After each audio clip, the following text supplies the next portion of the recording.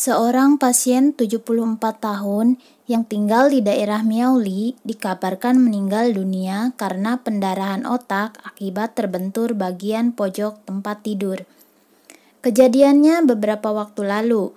Pasien seorang ama itu terpeleset saat hendak ke kamar mandi. TKW asal Indonesia yang kebetulan menjadi penjaganya terlihat membantunya berdiri sambil berkata, "Bangun, Nek." Hal ini terlihat dari rekaman CCTV. Kronologi kejadian ini adalah ketika sang nenek atau ama ingin ke kamar mandi pada jam 1 dini hari atau malam hari. Ia mencoba memanggil PMI tersebut selama 2 menit lebih, tidak mendengar jawaban. Lantas akhirnya ama berusahalah berdiri, namun belum sempat berdiri sempurna, ia sudah terpeleset jatuh di lantai. Mendengar ada bunyi gedebuk, PMI tersebut lantas bangun dari tempat tidurnya. Bukannya memapah nenek untuk bangun, ia malah hanya memegang tangan nenek sambil berkata, "Bangun, Nek, kamu kenapa nggak bangun?" PMI tersebut bahkan sempat ke kamar mandi dahulu dan membiarkan si nenek duduk di lantai selama hampir 20 menit. Di saat itulah nenek kebentur pinggiran kasur atau tempat tidur karena berusaha berdiri sendiri.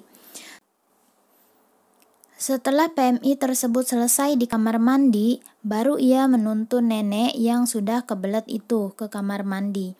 Setelah itu, nenek ditidurkan kembali. Besok paginya putri nenek ini bertanya, "Kenapa nenek belum bangun?" PMI tersebut menjawab, "Semalam nenek tidak tidur."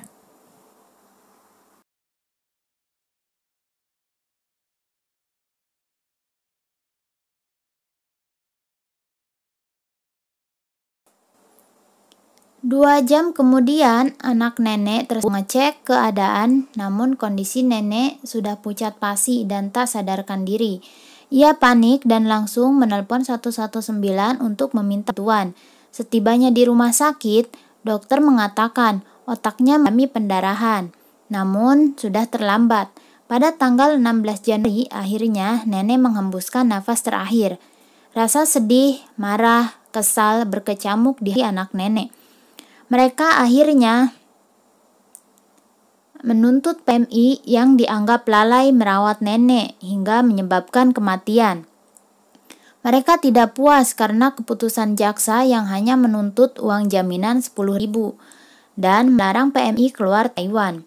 PMI tersebut hanya dikembalikan pada agensinya. Menurut mereka, hukuman tersebut terlalu ringan.